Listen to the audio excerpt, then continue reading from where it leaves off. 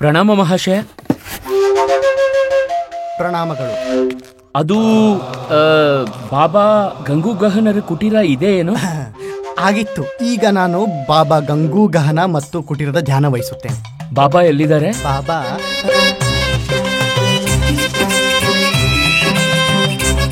ಮಹಾಶಯ, ಅದು ಕೋಲು. ಬಾಬಾ ಎಲ್ಲಿದ್ದಾರೆ? ಬಾಬಾ ಕೋಲಿನ ಕೆಳಗಿದ್ದಾರೆ. 6 ತಿಂಗಳವರೆಗೆ ಸಮಾಧಿಯಲ್ಲಿರುತ್ತಾರೆ. ಹೇ ಈಶ್ವರ, ಅರ್ಥಾತ್ 6 ತಿಂಗಳವರೆಗೆ ಚಿಕ್ಕರಾಮ ಕೊರಳಿಗೆ ಹುರುಳಾಗ್ತಾನ? ಇಲ್ಲ ಇಲ್ಲ, ಅಂತ ಅನರ್ಥ ಮಾಡಬೇಡಿ. ಬಾಬಾರಲ್ಲಿ ಅನುರೋಧಿಸಿ ಕೆಲ ಸಮಯಕ್ಕೆ ಹೊರಬರೋ. ಇಲ್ಲ ಇಲ್ಲ ಇಲ್ಲ, ಇದು ಸಂಭವವೇ ಇಲ್ಲ. ಹೌದಾ? ಇಲ್ಲಿ ಕೇಳಿ, ಬಾಬಾನ ಕುಟೀರಕ್ಕೆ ಬಂದಿದ್ದೀರಾ, ಸ್ವಲ್ಪ ದಾನ ದಕ್ಷಿಣೆ.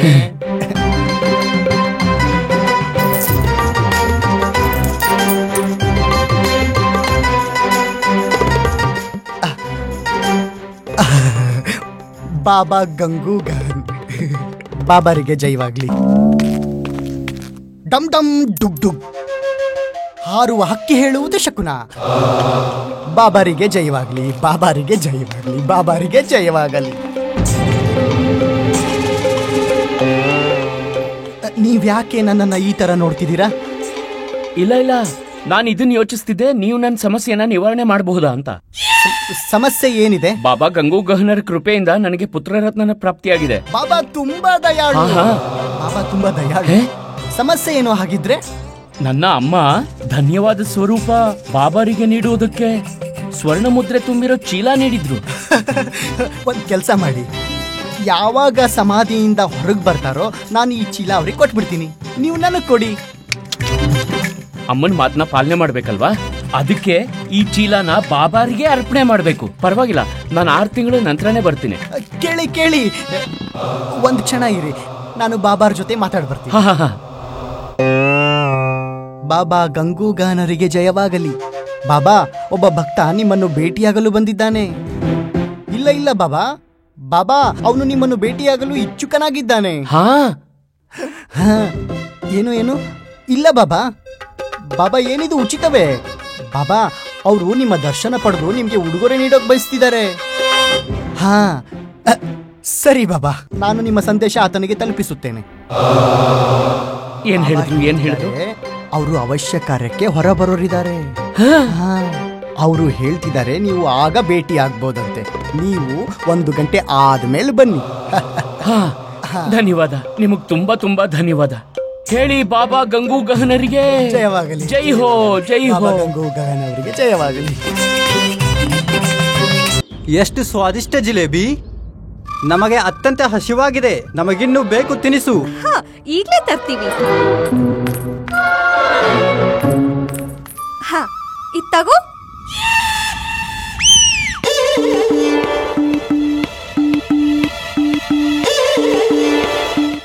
ಇದು ಖಾಲಿ ಆಯ್ತು, ನಮಗಿನ್ನೂ ಹಸಿವಾಗಿದೆ.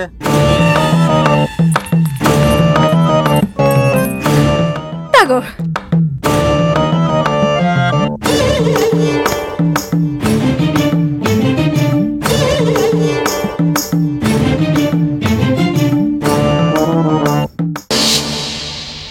ಹೇಳಿ ಬಾಬಾ ಗಂಗೂಗಹನರಿಗೆ ಜೈ ಜೈ. ಬಾಬಾ ಜೈ. ಡಮ್ ಡಮ್ ಡುಗ್ ಡುಗ್, ಹಾರುವ ಹಕ್ಕಿ ಹೇಳುವುದು ಶಕುನ. ದಯಮಾಡಿಸಿ. ಆದರಣೀಯ ಅಮ್ಮ ಮತ್ತು ಶಾರದಾ ಹೇಗಿದ್ದಾರೆ? ನಿಮ್ಮ ಕೃಪೆ ಇದೆ ಅಷ್ಟೇ. ಅಂದ್ರೆ ನಮ್ಮ ಆಶೀರ್ವಾದ ಕಾರ್ಯ ಮಾಡುತ್ತಿದೆ. ಹೌದೌದು, ಅವಶ್ಯ. ಅರ್ಥಾತ್ ಆ ಪುತ್ರ ಉಚಿತವೇ? ಹಾ, ಖಂಡಿತ ಗಟ್ಟಿಮುಟ್ಟಾಗಿ ಆರೋಗ್ಯವಾಗಿದ್ದೇನೆ. ಸೇವಕ ಹೇಳ್ತಿದ್ದ ನೀವು ಉಡುಗೊರೆ ತಂದಿದ್ದೀರಾ ಎಂದು. ಹಾ, ಉಡುಗೊರೆ? ಒಂದು ಕ್ಷಣ.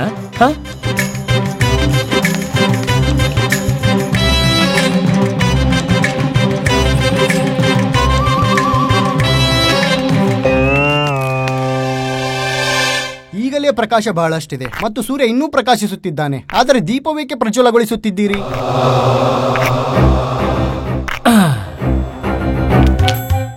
ನಿಮ್ಮ ಗಡ್ಡ ಸುಡೋಕೆ. ಏನು? ಅದು ಇಲ್ಲ ಇಲ್ಲ ಪಂಡಿತ ರಾಮಕೃಷ್ಣ, ಏನ್ ಮಾಡ್ತಿದ್ದೀರಾ ನೀವು? ಅದೇನಂದ್ರೆ ನಕಲಿ ಗಡ್ಡ ಅತಿ ಶೀಘ್ರ ಪ್ರಜ್ವಲಿತವಾಗುತ್ತೆ, ಜೊತೆಗೆ ಅಸ್ಲಿ ಕೇಶ ತ್ವಚೆಯನ್ನು ಸುಟ್ಟಾಗುತ್ತೆ. ನೀವು ಈ ತರ ಉಪಹಾಸ್ಯ ಮಾಡಕ್ಕಾಗಲ್ಲ. ನನ್ನ ಮುಖ ನೋಡು, ಉಪಹಾಸ್ಯ ಮಾಡ್ತಿದ್ದೀನಾ? ನಾನು ಖಂಡಿತ ಉಪಹಾಸ್ಯ ಮಾಡ್ತಿಲ್ಲ. ಸತ್ಯ ಹೇಳು, ಆ ಬಾಲಕ ಯಾರು? ಮೊದ್ಲು ತತ್ತಾಚಾರ್ಯ ಮತ್ತೀಗ ನನ್ನ ಪುತ್ರನಾಗಿ ಡೋಂಗಿ ಕಾರ್ಯ ಮಾಡ್ತಿರೋನು. ನನಗೇನೂ ಗೊತ್ತಿಲ್ಲ. ಸುಳ್ಳು, ಅವ್ನ್ ನಿನ್ ಜೊತೆಗಾರನೇ. ಇಲ್ಲ, ನೀನು ದರ್ಬಾರಲ್ಲಿ ಸುಳ್ಳು ಯಾಕೆ ಹೇಳ್ದೆ? ಆ ತತ್ತಾಚಾರ್ಯರು ನನಗೆ ಸ್ವರ್ಣ ಮುದ್ರೆಗೆ ನೀಡೋ ಆಸೆ ತೋರಿಸಿದ್ರು. ನಾನು ಭೈರವ ರೂಪಿ ಈ ವೇಷ ತೊಟ್ಟು ಜನರನ್ನ ದೋಷಿಸಿದ್ದೀನಿ. ನನ್ನನ್ನು ಕ್ಷಮಿಸ್ಬಿಡಿ. ಕ್ಷಮೆ ನಿನಗೆ ಯಾವಾಗ ಸಿಗುತ್ತೆ ಅಂದ್ರೆ ನೀನ್ ನನಗ್ ಸಹಾಯ ಮಾಡ್ದಾಗ. ಹೌದಾ? ನಮ್ಗೇನ್ ಸಿಗುತ್ತೆ? ಕ್ಷಮೆ ಕ್ಷಮೆಯ ಅತಿರಿಕ್ತ ನನಗೇನ್ ಸಿಗುತ್ತೆ? ತಥಾಚಾರ್ಯರು ನನಗೆ 2 ಸ್ವರ್ಣ ಮುದ್ರೆ ನೀಡೋ ಅವಕಾಶ ಕೊಟ್ಟಿದ್ರು.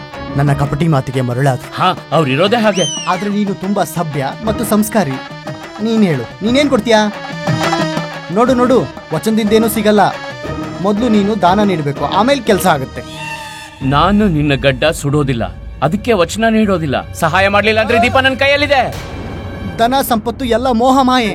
ನಾನು ನಿನಗೆ ಸಹಾಯ ಮಾಡೋಕ್ಕೆ ವಚನ ನೀಡ್ತೇನೆ. ಇದನ್ನ ಹಿಂದಕ್ಕೆ ತಗೊಳ್ಳಿ. ಈಗ ಸರಿ ಇದೆ. ಉಫ್. ಮತ್ ನೋಡು, ಇಲ್ಲಿಂದ ಓಡ್ ಹೋಗೋ ಪ್ರಯತ್ನ ಪಡಬೇಡ. ಇಲ್ದಿದ್ರೆ ಜೀವನ ಪೂರ್ತಿ ಕಾರಾಗೃಹದಲ್ಲಿ ಡಮ್ ಡಮ್ ಡುಗ್ ಡುಗ್ ಅಂತಿರ್ಬೇಕಾಗತ್ತೆ.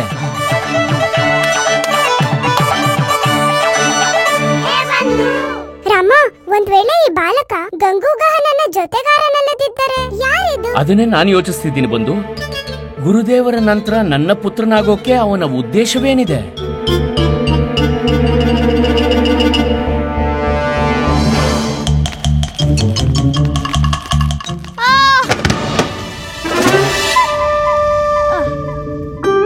ಅಲ್ಲೇ ಚಿಕ್ಕು, ಏನ್ ಮಾಡ್ತಾ ಇದ್ಯಾ?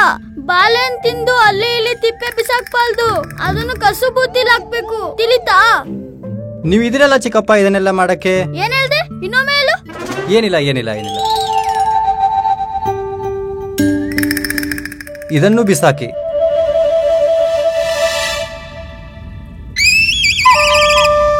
ಚಿಕ್ಕಪ್ಪ, ನಾನು ನನ್ನ ಕೋಲ್ ತಗೊಂಡು ಬರ್ತೀನಿ. ನೀವು ಈ ಗಂಟೆ ಎಸಿರಿ, ನಾನು ನನ್ನ ಕೋಲಿಂದ ಹೊಡಿತೀನಿ. ನೋಡು, ನನ್ ಗಂಟೆಗಳು ಅತ್ಯಂತ ನನಗೆ ಪ್ರಿಯವಾದದ್ದು. ಚಿಕ್ಕಪ್ಪ, ಆ ಗಂಟೆಗಳನ್ನು ನಮಗೆ ಕೊಡಿ. ಈಗದು ನಮ್ಮದು. ನೀವು ಆಡೋದಿದ್ದರೆ ಆಡಿ, ಇಲ್ಲದಿದ್ದರೆ ವಾಪಸ್ ಕೊಡಿ. ನಾನು ನನ್ ಗಂಟೆಗಳನ್ನೆಲ್ಲ ಕೊಡಲ್ಲ, ಹೋಗು.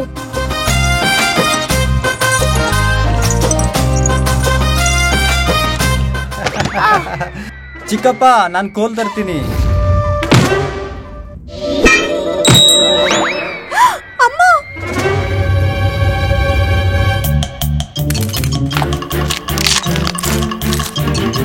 ಚಿಕ್ರಮ್ಮ, ಇದ್ ನೀನೇನ್ ಮಾಡ್ತಿದ್ಯಾ? ಅಯ್ಯೋ, ಇದರಲ್ಲಿ ಎಷ್ಟು ಮಧುರ ಧ್ವನಿ ಬರ್ತಿದೆ. ಹೋಗಿಲ್ಲಿಂದ. ಅಯ್ಯೋ, ಏನ್ ಮಾಡ್ತಿದ್ಯಾ?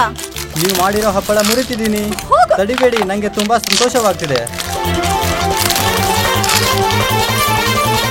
ಅಮ್ಮ, ನೋಡಿದ್ರ ಇವನ್ ತಲೆ ಹರಟೆ ಹೇಗೆ ಹೆಚ್ಚಾನೆ ಇದೆ? ಎಷ್ಟು ತಲೆ ಹರಟೆ ಆಗ್ಬಿಟ್ಟಿದ್ದಾನೆ.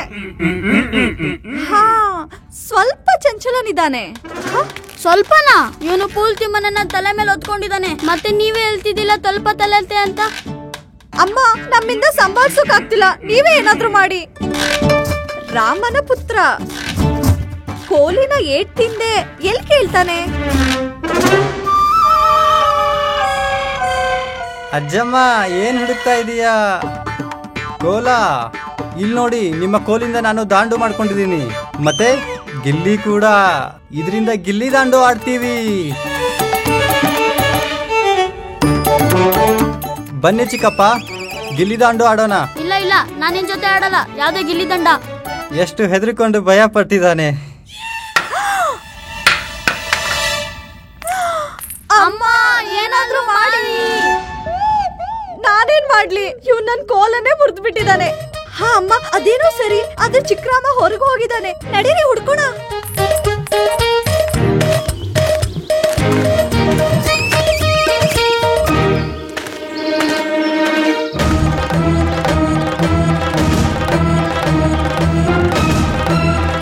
ಮಕ್ಕಳೇನಲ್ಲೂ ಗದ್ದ ಕೆಲಸ್ತಲ್ಲ.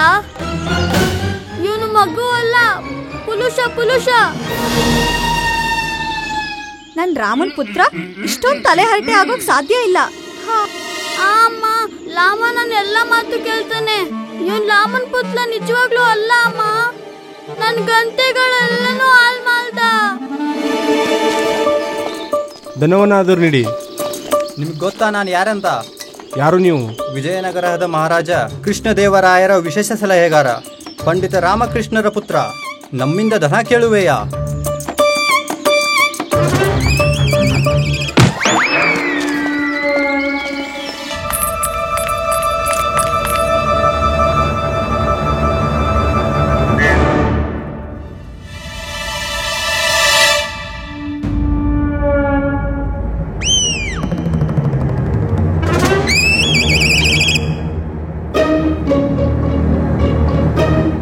ನೀವೆಲ್ಲರೂ ನನ್ನನ್ನು ಹಾಗೇಕೆ ನೋಡ್ತಿದ್ದೀರಾ?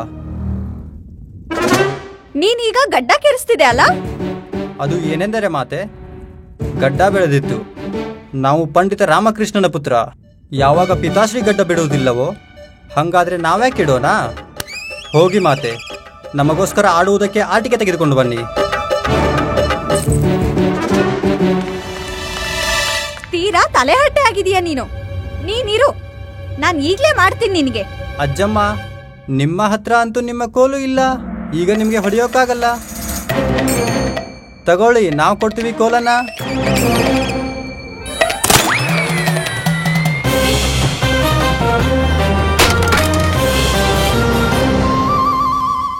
ವಾ, ಈಗ ನಮಗೆ ನಿದ್ದೆ ಬರ್ತಿದೆ. ನಾವ್ಯಾವಾಗ ನಿದ್ರೆಯಿಂದ ಹೇಳ್ತೀವೋ ಅವಾಗ ನಮಗೆ ಹಸಿವಾಗಿರುತ್ತೆ. ನಮಗೋಸ್ಕರ ಸ್ವಾದಿಷ್ಟ ಭೋಜನ ತಯಾರು ಮಾಡಿ.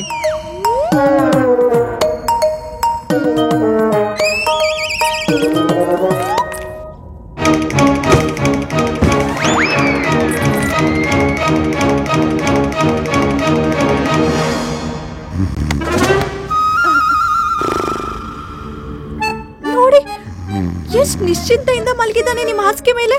ಬಾಲಕನಾದ್ಮೇಲೆ ಮಲಗ್ಲೇಬೇಕಲ್ವಾ ನಿಶ್ಚಿಂತೆಯಾಗಿ. ಬಾಲಕರು ಹಾಗೆ ಇರ್ತಾರೆ ಶಾರದಾ, ತಿಂತಾರೆ, ಕುಡಿತಾರೆ, ಹಾಗೆ ನಿಶ್ಚಿಂತೆಯಾಗಿ ಮಲಗ್ತಾರೆ.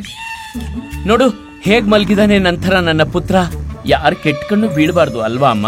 ಏನ್ ಬಾಲಕ ಅಂತಿದೀಯಾ? ಗೊತ್ತಿದ್ಯಾ, ಇವನ್ ತನ್ನ ಕಾಲಿಂದ ತುಳಿದು ನಾವು ಮಾಡಿದ ಹಪ್ಳನೆಲ್ಲ ನಷ್ಟ ಮಾಡಿದಾನೆ. ಅರೆ ವಾ, ಇವನ್ ಅತಿ ಉತ್ತಮ ಮಾಡಿದಾನೆ. ಚಿಕ್ಕರಾಮ ಅಮ್ಮ, ಇವ್ ನಮ್ ಲಾಟಿನ ತಲೆಗೆ ಹೊಡ್ಕೊಂಡು 2 ಭಾಗ ಮಾಡಿದಾನೆ. ಮತ್ತೆ ಇವ್ನ್ಗೇನೂ ಆಗಿಲ್ಲ. ಅಯ್ಯೋ ವಾ ಅಮ್ಮ, ಇದ್ರರ್ಥ ನಿನ್ನ ಮೊಮ್ಮಗ ನಿನ್ನ ಥರವೇ ಸ್ವಸ್ಥನಿದ್ದಾನೆ. ಉತ್ತಮ ಉತ್ತಮ, ಅತಿ ಉತ್ತಮ. ಅಯ್ಯೋ, ನನ್ನ ಎಲ್ಲ ಗಂಟೆಗಳನ್ನ ಲಾಟಿಯಿಂದ ಹೊರಗೆ ಹೊಡೆದು ಕಳ್ದಾಕಿದಾನೆ. ಹೋಗ್ಲಿ ಬಿಡು ಗುಂಡಪ್ಪ, ನೀನು ಅವನ ಚಿಕ್ಕಪ್ಪ ಅಲ್ವಾ, ಮತ್ತವನು ನಿನ್ನ ಪುತ್ರ. ಉತ್ತಮ ಉತ್ತಮ, ಅತಿ ಉತ್ತಮ. ಏನ್ ಉತ್ತಮ ಉತ್ತಮ ಅತಿ ಉತ್ತಮ ಅಂತ ಹೇಳ್ತಿದ್ಯಾ? ಯಾಕೆ ಹೇಳ್ಬಾರ್ದು? ನೀವು 3 ಜನನೇ ನನ್ನನ್ನ ಆಲದ ವೃಕ್ಷದ ಕೆಳಗೆ ಆ ಅನಾನಸ್ ಇಡೋದಕ್ಕೆ ಬಾಧೆ ಉಂಟು ಮಾಡಿದ್ರಲ್ಲ. ಈಗ ಅನುಭವಿಸಿ, ಅನಾನಸ್ನಿಂದ ಉತ್ಪನ್ನನಾದ ಪುತ್ರ ಹೀಗೆ ಇರ್ತಾರೆ, ಮುಳ್ಳಿನ ಥರ. ನಮ್ಗೆ ಹೇಗ್ ಪ್ರತೀತಿ ಆಗತ್ತೆ ಅಂದ್ರೆ ಇವ್ನ ನಮ್ ಪುತ್ರ ಅಲ್ಲ. ಹೇ ಶಾರದಾ, ಎಷ್ಟು ಸ್ವಾರ್ಥಿ ನೀನು. ಈ ಏನೋ ಅರಿಯದ ಮುಗ್ಧ ಬಾಲಕ ಏನೋ ಸ್ವಲ್ಪ ಹಪ್ಪಳ ಹಾಳು ಮಾಡಿದ್ದಕ್ಕೆ ನೀನು ಪುತ್ರ ಅಂತ ಒಪ್ಕೊಳ್ಳೋಕೆ ಒಪ್ತಿಲ್ವಲ್ಲ. ಶಿವ ಶಿವ ಶಿವ ಶಿವ ಶಿವ. ನಮಗೂ ಹಾಗೆ ಅನಿಸ್ತಿದೆ. ಇವನು ಶಾರದಾಳ ಪುತ್ರನಾಗೋಕ್ ಸಾಧ್ಯ ಇಲ್ಲ. ಆಗೋದಿಲ್ವಾ? ಯಾಕಾಗೋದಿಲ್ಲ? ನೀನು ಯಾವ ಆಲದ ಮರದ ಕೆಳಗಡೆ ಇಡೋದಕ್ಕೆ ಅನಾನಸ್ ಕೊಟ್ಟಿದ್ಯಲ್ಲ, ಅಲ್ಲಿಂದಾನೇ ಬಂದಿದ್ದಾನೆ ಇವನು. ಅವನು ಏನ್ ಹೆಸರೊಂದು? ಗಂಗು ಗಹನರ ಆಶೀರ್ವಾದದ ಕೃಪೆಯಿಂದ. ಆಲದ ಮರದ ಕೆಳಗೆ ಅನಾನಸ್ ಇಡೋದ್ರಿಂದ ಪುತ್ರ ಪ್ರಾಪ್ತಿ ಆಗತ್ತಾ? ಇಲ್ಲಿ ನೋಡು, ಹೇಗ್ ಉಲ್ಟಾ ಹೊಡಿತಿದ್ಯಾ. ಫಲದಿಂದ ಪುತ್ರ ಹೇಗಾಗ್ತಾರ?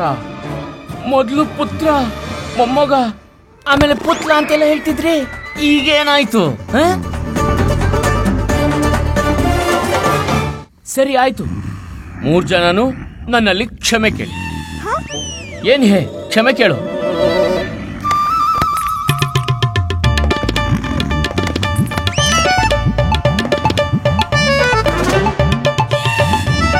ಸರಿ, ಯಾರು ಕ್ಷಮೆ ಕೇಳ್ತಿಲ್ಲ, ಅರ್ಥಾತ್ ಇವ್ ನನ್ನ ಪುತ್ರನೇ.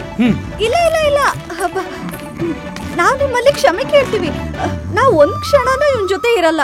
ಸರಿ, ನನ್ನ ಒಂದಲ್ಲ 3 ಷರತ್ತಿದೆ. ಸ್ವೀಕಾರವಿದ್ರೆ ಆಗ ಮಾತ್ರ ಸಹಾಯ ಮಾಡ್ತೇನೆ. ಸ್ವೀಕಾರವಿದೆ.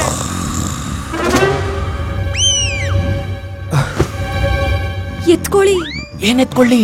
ಅವನ್ನ ಎತ್ಕೊಂಡು ಹೊರಗೆ ಹಾಕಿ. ಮೊದಲು ನೀವು 3 ಜನ ನನ್ನ ಷರತ್ತನ್ನು ಕೇಳಿ. ಮೊದಲನೇ ಷರತ್ತು, ಅಮ್ಮ, ನೀನು ನಿನ್ನ ಲಾಠಿಯಿಂದ ಯಾವುದೇ ಕಾರಣಕ್ಕೂ ಹೊಡಿಬಾರ್ದು. ಲಾಠಿ ಅಂತೂ ಇವನ್ ಮುರ್ದಾಕಿದಾನೆ, ಹೊಡೆಯೋದಿಲ್ಲ. ತುಂಬಾ ಒಳ್ಳೇದ್ ಮಾಡಿದಾನೆ. 2ನೇ ಷರತ್ತು, ಶಾರದಾ, ನಾನೇನೇ ಹೇಳಿದ್ರು ನೀನೇನು ಹೇಳ್ದೆ ಬಾಯಿ ಮುಚ್ಕೊಂಡು ಎಲ್ಲಾ ಮಾತನ್ನು ಕೇಳಬೇಕು. ಅಮ್ಮ, ಸ್ವೀಕಾರವಿದೆ. ಈಗ 3ನೇ ಷರತ್ತು, ಇಂದಿನ ನಂತರ ಈ ಮನೆಯಲ್ಲಿ ಯಾರೇ ಆಗ್ಲಿ ಬಾಲಕ, ಪುತ್ರ, ಮೊಮ್ಮಗ, ಪುತ್ಲ ಅಂತ ಈ ಮನೆಯಲ್ಲಿ ಕರೆಯಕ್ ಹೋಗ್ಬಾರ್ದು. ಹೇ ಭಗವಂತ, ಇನ್ನೇನ್ ಬಯಸ್ತೀಯಾ? ನಾನ್ ಕೊನೆಗೂ ನನ್ ಮೊಮ್ಮಗನ್ ಮುಖ ನೋಡ್ದೆ ಈ ಲೋಕದಿಂದಲೇ ಹೊರಟೋಗ್ಬೇಕಾ? ಸ್ವರ್ಗವಾಸಿ ಆಗ್ಬೇಕಾ? ಅಯ್ಯೋ, ಮತ್ತೆ ಅದೇ ನಾಟಕೀಯತೆ, ಅದೇ ಸಂವಾದ. ಅಮ್ಮ, ನಿನ್ ನಾಟಕದಲ್ಲಿ ಅಭಿನಯ ಮಾಡೋದಕ್ಕೆ ಯಾಕೆ ಶುರು ಮಾಡಬಾರ್ದು? ವಾ ವಾ. ಬಾಯಿ ಮುಚ್ಚಿ. ಈ ಮನೇಲಿ ಮಗು ಯಾವಾಗ ಬರ್ಬೇಕೋ ಅವಾಗ ಬರುತ್ತೆ. ಅಲ್ಲಿವರೆಗೂ ಯಾರು ಮಗು ಹೆಸರು ಹೇಳ್ಕೊಂಡು ನನ್ನೊಂದಿಗೆ ವ್ಯಂಗ್ಯ ಮಾಡಬಾರ್ದು. ಅಮ್ಮ, ಯಾವಾಗ ಮಾತೆ ಕೃಪೆಯಾಗುತ್ತೋ ನಿನ್ನ ಹತ್ರ ನಿನ್ನ ಮೊಮ್ಮಗ ನಿನ್ನ ಜೊತೆ ಆಟ ಆಡೋಕೆ ಬರ್ತಾನೆ. ಸ್ವೀಕಾರವಿದೆ.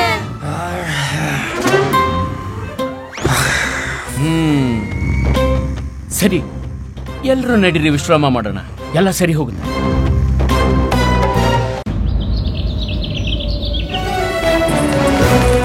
ಮಹಾರಾಜ ಕೃಷ್ಣದೇವರಾಯರಿಗೆ, ಮಹಾರಾಜ ಕೃಷ್ಣದೇವರಾಯರಿಗೆ, ಮಹಾರಾಜ ಕೃಷ್ಣದೇವರಾಯರಿಗೆ, ಮಹಾರಾಜ ಕೃಷ್ಣದೇವರಾಯರಿಗೆ.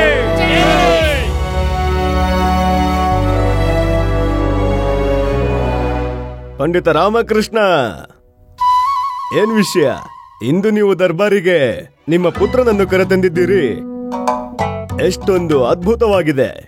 ಪಿತಾ ಮತ್ತು ಪುತ್ರನ ಪ್ರೇಮ. ಒಂದು ಕ್ಷಣಕ್ಕಾಗಿಯೂ ನೀವು ನಿಮ್ಮ ಪುತ್ರನನ್ನು ನಿಮ್ಮಿಂದ ನೀವು ದೂರವಿಡಲಾಗುತ್ತಿಲ್ಲವಲ್ಲ? ಹೌದು ಮಹಾರಾಜ. ಈಗ ನಾನು ಹೇಗೆ ಹೇಳಿ? ಯಾವಾಗ ಇವನ ದೃಷ್ಟಿಯಿಂದ ಬೇರೆ ಆಗ್ತೀನೋ, ಇವನು ಏನೇನೋ ಮಾಡ್ತಾನೆ. ಅದರಲ್ಲೂ ಮಹಾರಾಜ. ಪಂಡಿತ ರಾಮಕೃಷ್ಣ, ನಾವು ನಿಮ್ಮ ಕಥನದ ಶ್ರವಣ ಸ್ವಲ್ಪ ಸಮಯದ ನಂತರ ಮಾತಾಡೋಣ. ಆದರೆ ಅದಕ್ಕೂ ಮೊದಲೇ ಮಂತ್ರಿವರ್ಯ.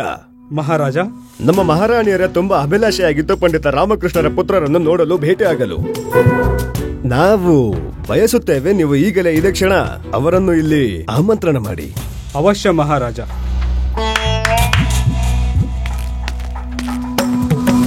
ಇಬ್ಬರು ಮಹಾರಾಣಿಯರನ್ನು ಉಪಸ್ಥಿತರಾಗಲು ಹೇಳಿ.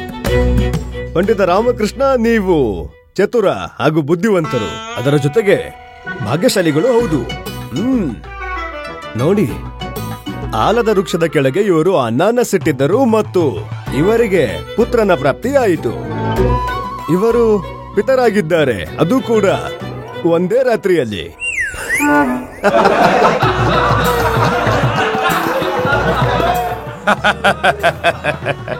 ಮಹಾರಾಜ, ಇದು ಒಳ್ಳೇದೇ ಆಯ್ತು. ಪಂಡಿತ ರಾಮಕೃಷ್ಣ ಆಲದ ವೃಕ್ಷದ ಕೆಳಗೆ ಅನನಾಸ್ ಇಟ್ಟಿದ್ದರು. ಒಂದು ವೇಳೆ ದಾಳಿಂಬೆ ಇಟ್ಟಿದ್ದರೆ ಅನರ್ಥವಾಗ್ತಿತ್ತು. ಗುರುವರ್ಯ, ನಿಮಗೆ ಈ ದಾಳಿಂಬೆಯ ವಿಷಯ ಹೇಗ್ ನೆನ್ಪಾಯ್ತು? ಮಹಾರಾಜ, ಇದು ನಮಗೇನು, ಇದು ಸಮಸ್ತ ವಿಜಯನಗರಕ್ಕೆ ತಿಳಿದಿದೆ. ಏನು ಇದೇ ದಾಳಿಂಬೆಯ ವಿಷಯ. ಮಹಾರಾಜ, ಇದು ಸಾಮಾನ್ಯ ಜ್ಞಾನದ ವಿಷಯ, ಎಲ್ಲರಿಗೂ ಪರಿಚಿತವಿದೆ. ದಾಳಿಂಬೆಯಲ್ಲಿ ಅನೇಕ ಧಾನ್ಯಗಳಿರುತ್ತೆ, ಇದರಲ್ಲೆಂತ ಭೇದ? ಆ ಪ್ರಕಾರವೇ. ಹೌದು. ಮಹಾರಾಣಿ ತಿರುಮಲಾಂಬಾಗೆ, ಮಹಾರಾಣಿ ಚಿನ್ನದೇವಿಗೆ, ಮಹಾರಾಣಿ ತಿರುಮಲಾಂಬಾಗೆ, ಮಹಾರಾಣಿ ಚಿನ್ನದೇವಿಗೆ, ಮಹಾರಾಣಿ ತಿರುಮಲಾಂಬಾಗೆ. ಮಹಾರಾಣಿ ಚಿನ್ನದೇವಿ, ಮಹಾರಾಣಿ ತಿರುಮಲಾಂಬ, ನಮಗೆ ಇಂದು ಅವಕಾಶ ದೊರೆಯುತ್ತಿದೆ. ನಾವು ನಿಮ್ಮ ಪರಿಚಯ, ಪಂಡಿತ ರಾಮಕೃಷ್ಣರ ಅನಾನಸಿನಿಂದ ಉತ್ಪನ್ನವಾದ ಪುತ್ರ ಚಿಕ್ಕರಾಮನೊಂದಿಗೆ ಮಾತನಾಡುವುದಕ್ಕೆ. ಇಬ್ಬರು ಮಹಾರಾಣಿಯರಿಗೆ ಚಿಕ್ಕರಾಮನ ಪ್ರಣಾಮಗಳು. ಪ್ರಣಾಮ. ಅರೆ ವಾ ಮಹಾರಾಜ, ಪಂಡಿತ ರಾಮಕೃಷ್ಣರ ಅನಾನಸ್ಸಿನ ಪುತ್ರನ ಧ್ವನಿ ಕೂಡ ಅನಾನಸ್ಸಿನ ತರ ಕಠಿಣವಾಗೇ ಇದೆ. ಹೌದು ಹೌದು, ಸತ್ಯ ಹೇಳುತ್ತಿದ್ದೀರಿ ನೀವು. ಮಹಾರಾಜ, ಈಗ ನೀವು ಕೂಡ ಪಂಡಿತ ರಾಮಕೃಷ್ಣರ ಅನುಕರಣೆ ಮಾಡಿ ಆಲದ ವೃಕ್ಷದ ಕೆಳಗೆ ಮಹಾರಾಣಿ ತಿರುಮಲಾಂಬ, ಶಾಂತಿ. ಪಂಡಿತ ರಾಮಕೃಷ್ಣ ಏನನ್ನು ಹೇಳುವ ಪ್ರಯತ್ನ ಪಡುತ್ತಿದ್ದಾರೆ. ಪಂಡಿತ ರಾಮಕೃಷ್ಣ. ಹಾ ಮಹಾರಾಜ, ನಾನು ನಿಮಗೆ, ಇಬ್ಬರು ಮಹಾರಾಣಿಯರಿಗೆ, ದರ್ಬಾರಿನ ಸಮಸ್ತ ದರ್ಬಾರಿಗರಿಗೆ ಇದನ್ನು ಸೂಚಿಸಲು ಬಯಸ್ತೇನೆ. ಈ ಚಿಕ್ಕು ನನ್ನ ಪುತ್ರ ಅಲ್ಲ.